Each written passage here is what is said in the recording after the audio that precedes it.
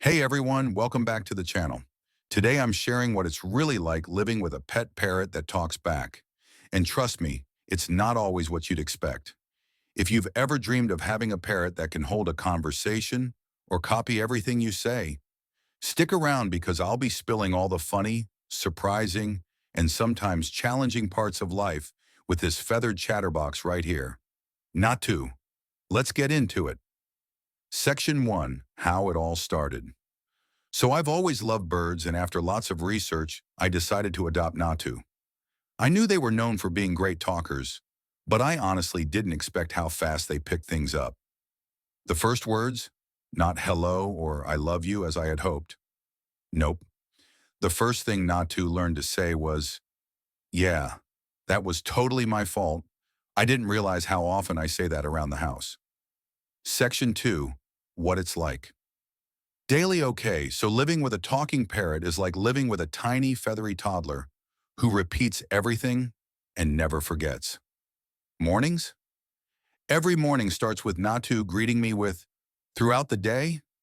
Sometimes they mimic my phone ringtone so perfectly, I check my phone like a fool. Every time. And if I laugh at something they say once, oh, it's game over. They'll say it over and over because they know it gets a reaction. Section 3. The challenges. Now let's talk about the not-so-cute side. Noise. Parrots don't have an off switch. If they feel ignored or want attention, they will shout your name, or just start talking to themselves. Privacy? What privacy? Once I was on an important work call, and Natu decided it was the perfect time to repeatedly say, the bad word problem. Yeah, parrots will pick up everything. So if you slip up and say something you shouldn't, they will remember and use it loudly in front of your parents or your boss on Zoom. Section 4.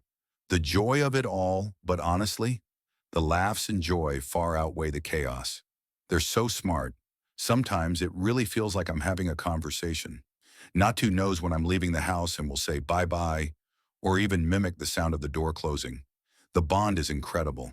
Having a parrot isn't like having a pet that just sits there. They interact.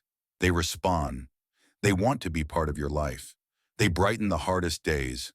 No matter how stressed I am, I can always count on Natu to crack me up or melt my heart. So that's what life's like with a pet parrot that talks back.